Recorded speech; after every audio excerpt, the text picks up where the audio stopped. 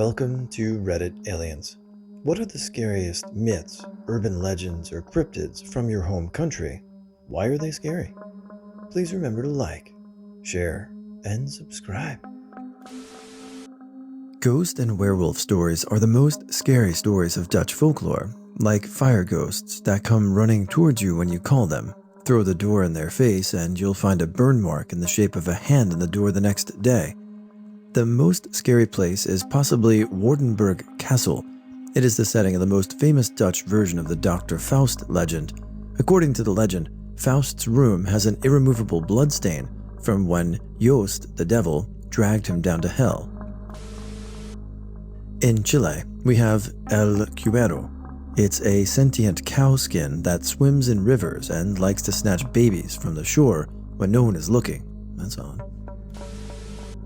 Lucknow, India. During the 1857 Indian uprising against the British forces had surrounded the royal palace in my city. The king and queen had fled through some secret passageway built inside the labyrinth in the fort.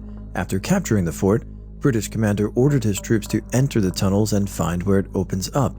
The soldiers went inside and didn't return. The British sent a few scouting parties, all of which didn't return. Fearing supernatural presence, the British ended up barricading the tunnels, and so it remains to this day. In Malaysia, we have this mythical species pronounced the Bunian, sort of pronounced like Bunian. They're these pale white elves that live in the forests. If you do something to disrespect them, it might even be trespassing on their territory, they'll kidnap you and literally send you to another dimension to stay there till you die. I'm pretty sure it's told they're also from that dimension and not of this world as well. I think there's definitely a lot more details, and I might be wrong about certain things, but if you're also a Malaysian, feel free to correct me and expand on what I said. There's also rarely spots in certain places in the country with signs that read, "Warning, do not trespass. This is Bunian territory." But an uncle of mine just kind of speculated how that's probably a front for some drug trafficking business, and not gonna lie, it would make sense. Drug traffickers, you say? That's just what the Bunian would want you to believe. There is a giant abandoned school in my town from at least the early 1900s. It just sits on a hill all boarded up at this point, watching everybody. And the local rumor that would always get passed around at school was A, all the furniture was still intact in the building, but it was haunted by the children who were killed there, did not actually happen, or B, it was filled with asbestos and haunted by children ghosts who attacked anybody that entered. There were always a few kids a year who claimed they broke in and got attacked, etc., etc. I grew up in a small village in a dense tropical rainforest kind of remote. All the kids were terrified of the wooden people. Apparently they lived deep in the forest, and they had a village and people who mimicked ours. Everyone in the village had a wooden person equivalent living out of a near-identical life in the wooded town. If you walked through the forest, you could accidentally stumble across the wooden village, in which case you'd turn to wood and have to live in the wooden town for the rest of your life. Whereas your wooden person would turn to flesh and be forced to assume your identity in your village, even though they didn't want to. One of the teachers even admitted to being a wooden person, whereas there were a bunch of other suspects. In my hometown, there's a legend of the spirit of an old mentally ill lady roaming the woods, and you can hear her wailing when she comes into town on cold, windy nights. Turns out, the truth is that an elderly mentally ill woman somehow got out of the local psychiatric ward and into the woods or town a few times. Each time, she'd simply be taken back to the ward. I just hope she's getting the help she needs. I always found the story of the rat catcher of Hamlin very disturbing. There was a rat infestation in a German medieval town. One day a mysterious wanderer showed up with a flute and said he could get rid of all the rats at once if they paid him for his service. So he played on his flute and all the rats gathered around him, and he walked out of town continuing to play. The rats followed him and were gone. But the people of the town were stingy and didn't want to pay him. So the next day he played on his flute again, but this time all the children of the town followed, and he took them with him and they were never seen again. There's apparently some historical background to this. There is a document in the town's archives that mentions the disappearance of pretty much all the town's children, but it fails to mention the details. That's probably where the legend started. Crusade. This is actually a myth from the next town over from mine, so it's not like all of America knows this, but there was a rumor that this guy came home from work, was angry about his job, lost his shit, and shot his whole family, then put their heads on a fence post. This was obviously fake after doing research, and if it was real, I'm sure everybody in my county would know about it. It's still a good story to tell to scare people. This is via my mom and grandma, and any other person I've asked believes it too. In El Salvador, there's a myth or urban legend about a mythical cryptid or spirit that comes in a pair called Cadejo. My grandma said it looks like a mix between a dog and a large rabbit with the long ears. The white Cadejo is sort of a good sign, meaning it's protecting you from bad events or evil. The black one is obviously the opposite. My grandma swears that she's seen and had the white Cadejo around her whole life. Fresno Nightcrawler. They're kind of hilarious to watch videos of, but if you saw one standing in your front yard moving towards you, you would shit yourself. The Crying Lady. I don't know how to spell it in Spanish, La Llorona. It's not my home country, but it's my mom and dad's. It's like this lady who lost her child, and if you're not her child, she drowns you. Literally, no one is. Ugh, I'm so stupid. She didn't lose her child, she drowned them. Good. A strange creature called Mother Donkey. That is a covered woman with the feet of a donkey that tries to kill you if you're in the desert.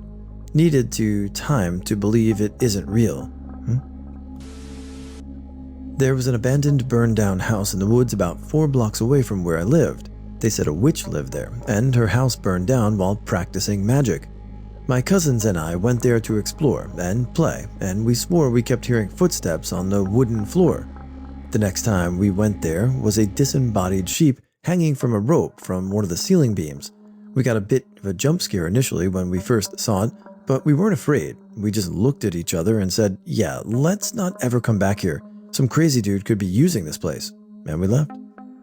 I'm not sure if you meant disemboweled or wrote disembodied, but either way, if that was hanging from the rafters, I wouldn't go back there either. It's said that there's a crazy psycho in the woods near a school area, 12 to 18. Police have searched the place dozens of times after being reported that students have been chased around by a man, always with the same description. 40s, white, ragged, wearing the same stinky old jeans and black hoodie. Is that me?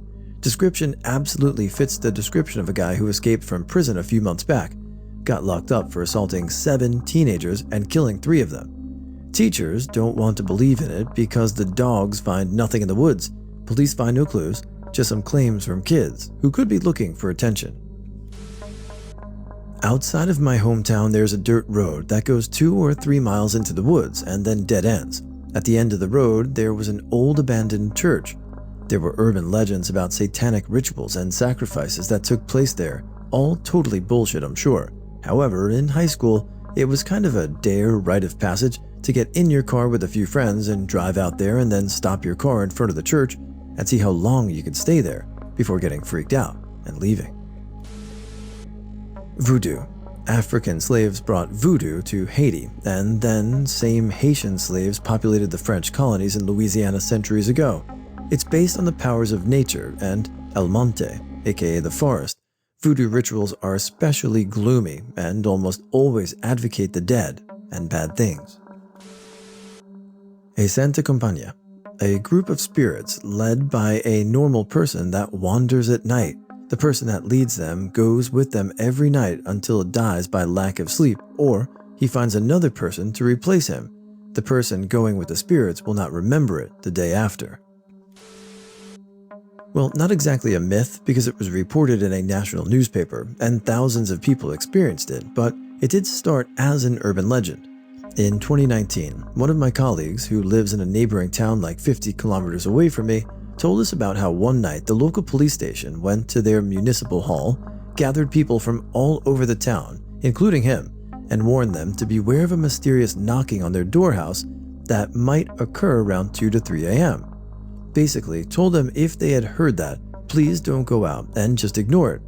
Turned out, a tiny village just outside the town, the whole village, was harassed with this mysterious knocking.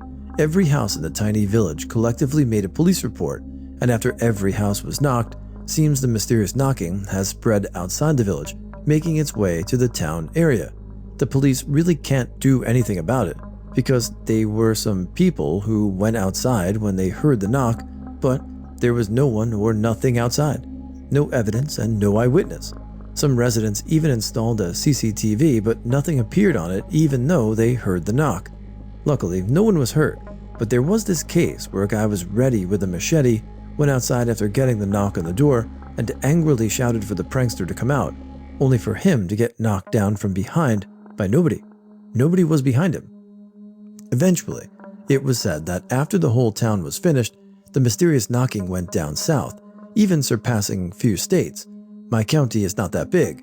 This was when the thing got so big that it made it to the local news. Somebody made a TikTok video about it. They waited by the door because at this time it was expected to, and yep, no one was outside. The mysterious knocking went on through 2020 when COVID-19 happened and MCO was imposed. We had curfew, so nobody was supposed to hang out at 2 to 3 a.m. at that time. But here's the thing, the knocking never reached my place. Why? Because there's a highway from the neighboring hometown that goes straight to the next state. My place is a border town, I guess. So the next knocking actually went from the neighboring hometown to the border town next state, totally skipping my town. So whoever, entity, alien, human, or other being who does that probably took the highway for his or her, or its, next destination. In my homeland, we have Baba Yaga, some folklore shit about some million-year-old woman who lives out in bum-f nowhere.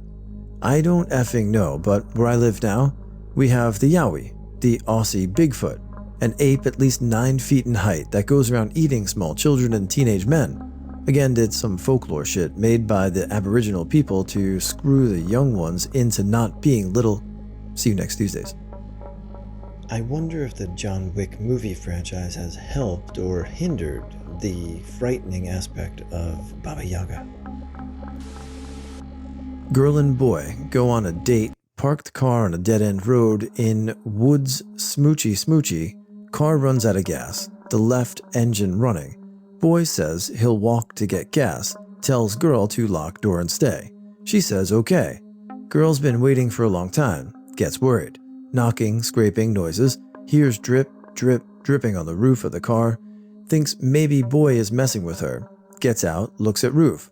Boyfriend is strung up in the tree, inside out. Knuckles are knocking on the roof, blood is dripping noise. Kids get no sleep that night, in their tents. Did my daughter write this? Most countries have a variation of the hitchhiker. Mine was a young woman who walked around in the snow on a long stretch of empty road in her wedding dress.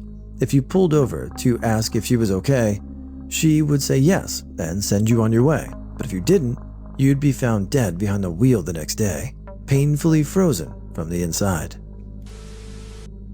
There's an urban legend in Brazil called the Blonde in the Bathroom, which is a ghost that haunts bathrooms, and some folks told me they'd summoned her in our schoolboy's bathroom. There was only one.